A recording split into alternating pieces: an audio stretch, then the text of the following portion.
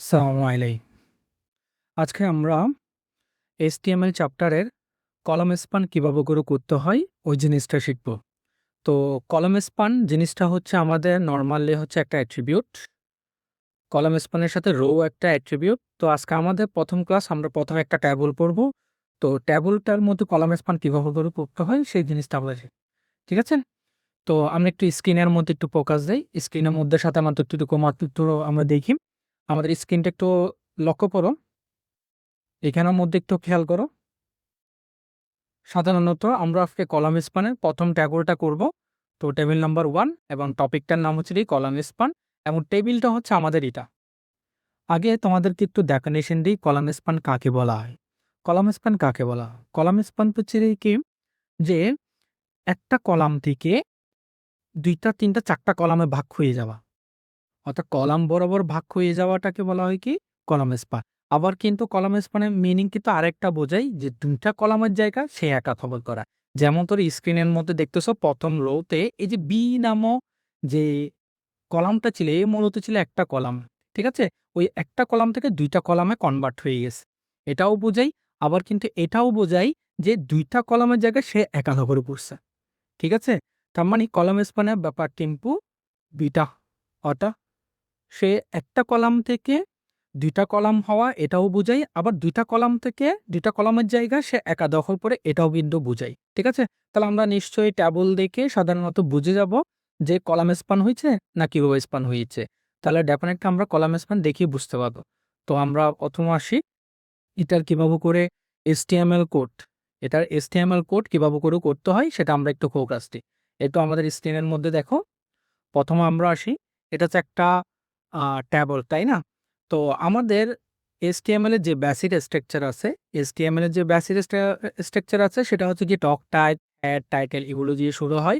সাধারণত আমরা ওগুলো সব জায়গায় সব টেবলে সব প্রশ্নের মধ্যে HTML এর মধ্যে ওই জায়গাটা সব জায়গায় সেম থাকে।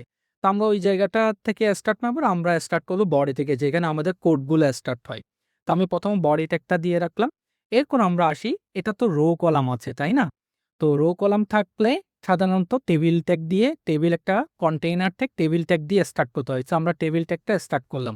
সাথে আমি আরেকটা নতুন একটা অ্যাট্রিবিউট ইউজ করেছি। ওই অ্যাট্রিবিউটটার নাম হচ্ছে বর্ডার। তুমি টেবিলের চারপাশে দেখো একটা বর্ডার আছে। ঠিক আছে? তো বর্ডার যেহেতু আছে আমাকে অ্যাট্রিবিউট হিসেবে টেবিলের সাথে বর্ডারটাকে দিয়ে দিতে হবে। অবশ্যই বর্ডার টেবিল থেকেই হয়। ঠিক আছে?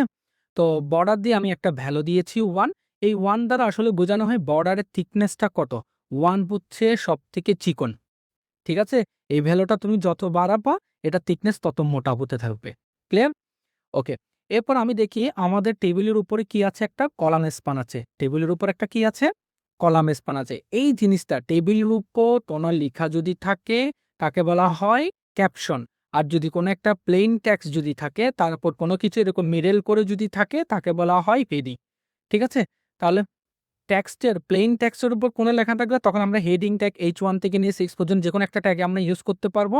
আর টেবিলের উপর কোনো লেখা যদি থাকে সেটা হচ্ছে কি ক্যাপশন কন্টেইনার ট্যাগ দিয়ে করতে হয়। তো অবশ্যই এটা টেবিল বর্ডারের পরেই ক্যাপশনটা দিতে হবে। তো আমরা ক্যাপশন দিয়ে জিনিসটাকে লিখে ফেললাম। ঠিক আছে? এই যে ক্যাপশন ট্যাগ দিয়েছি, ক্যাপশন ট্যাগ এটা কন্টেইনার ট্যাগ কলাম স্পান 01 লেখাটা লিখলাম তারপরে ক্যাপশন ট্যাগটাকে ক্লোজ করে দিয়েছি। ঠিক আছে? এখানে একটা মিস্টেক আছে। তোমরা একটু ক্যাপশন ট্যাগটাকে একটা ক্লোজিং ট্যাগ দিয়ে রাখবা। ঠিক আছে? ওকে। এরপর আমরা আসি আ ১ম, ১ম রোতে একটু খেয়াল করো ABC ভ্যালু আছে। টেবিলের মধ্যে একটা জিনিস মুখস্থ করে ফেলো, টেবিলের মধ্যে রো তৈরি করার জন্য HTML ট্যাগ ইউজ করতে হয়। বাট কলামের জন্য কলাম তৈরি করার জন্য কোনো HTML কোড লিখতে হয় না। ঠিক আছে? তাহলে আমরা কি করব? ওই রোটা তৈরি করার জন্য ১ম রো এখানে ৩ টা রো আছে। আমাদের এখানে কয়টা রো আছে? ৩ টা রো আছে। ৩ টা রো এর মধ্যে ১ম রোটা আমরা তৈরি ঠিক আছে? রো তৈরি করার জন্য HTML ট্যাগ হচ্ছে tr ট্যাগ। tr দ্বারা বোঝানো হয় টেবিল রো। tr দ্বারা কি বোঝানো হয়? Table row. এই একটা tr দ্বারা একটা রো তৈরি হয়। ঠিক আছে? আর তার ভিতরে যে A, B, C, D, E, F, G, H এগুলোকে বলা হয় টেবিল ডাটা। এগুলোকে বলা হয় কি? Table data. তো A, B, C এগুলো লেখার সময় আমাদেরকে ডেফিনিটলি TD দিয়ে লিখতে হবে। ঠিক আছে? তাহলে আমরা এখানের মধ্যে A, B, C যেখানে B কি হয়েছে একটা? B আমাদের এখানে কি হয়েছে? কলাম স্পান হয়েছে, অর্থাৎ সেই দুইটা কলামের জায়গায় একা দখল করছে, বাট একটা কলাম থেকে দুইটা কলামে কনভার্ট হয়ে গেছে। ওকে, তো আমরা এটার HTML কোডটা একটু লিখি। ABC প্রথম রো এর, খেয়াল করো আমি প্রথমে টিডি দিয়ে এর ভ্যালুটা লিখেছি, টিডিটা ক্লোজ করেছি, কারণ টিডি একটা কন্টেইনার ট্যাগ। একবার বি এর ভ্যালুটা লেখার সময় আমি কিন্তু কল স্পান 2 দিয়েছি, অর্থাৎ সে দুইটা কলামের জায়গা একা দখল করেছে, তাই কল স্পান 2 দিয়েছি। কলাম বরাবর ভাগ হয়েছে বলে কল স্পান লিখেছি, আর 2 দিয়েছি দুইটা কলাম হয়ে গেছে বলে, বা দুইটা কলামের জায়গা একা দখল করছে বলে 2 দিয়েছি। ঠিক আছে, তার হচ্ছে আমি কি দিয়েছি, বি ভ্যালুটা লিখলাম, এরপর সি ভ্যালুটা আছে, সি ভ্যালুটা লিখলাম। তাহলে প্রথম রো এর কাজ শেষ। এরপর হচ্ছে কি দ্বিতীয় রোতে আমি দেখতেছি কি DEFG আছে। ঠিক আছে, তাহলে দ্বিতীয় রো এর জন্য আমাকে আবার রো তৈরি করতে হবে। রো তৈরি করার জন্য কোড হচ্ছে এই ট্যাগ হচ্ছে আমাদের টিআর ট্যাগ। এরপর DEFG এগুলো হচ্ছে ডেটা, তাই এগুলোকে আমরা লিখবো কি টিডি দিয়ে। দেখো আমি সিরিয়ালে লিখে ফেললাম, TDD ক্রস করলাম, আবার আবার F, এরপর কি জি। তাহলে এভাবে করে আমাদের দ্বিতীয় রোটাও কমপ্লিট হয়ে গেল। এরপর হচ্ছে কি তৃতীয় রো তো আমাদের কি আছে HIJK, এগুলো হচ্ছে আমাদের টেবিল ডেটা, কিন্তু তৃতীয় নাম্বার রোটা তো আমাদেরকে তৈরি করতে হবে, তাই আমরা টেয়ার দ্বারা রোটাকে তৈরি করে নিলাম, এবং তার মধ্যে ডেটা হচ্ছে কি HIJK, এগুলো আমরা টিডি দিয়ে লিখে ফেললাম। ক্লিয়ার এটা? তাহলে একটু ভালো করে ফোকাস দাও। সেটা হচ্ছে যে কি কলাম স্পান হচ্ছে যে কি কলাম বরাবর ভাগ হয়ে যাওয়া। এই কল স্পানের দুইটা মিনিং, একটা হচ্ছে যে কি যে একটা কলাম থেকে দুইটা তিনটা চারটা কলামে কনভার্ট হয়ে যাওয়া।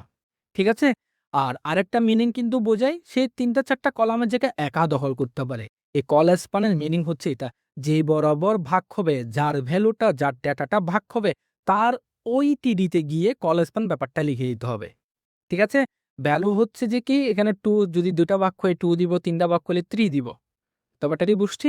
ওকে, আল্লাহ হাফিজ, ভালো থাকবা, আসসালামু আলাইকুম।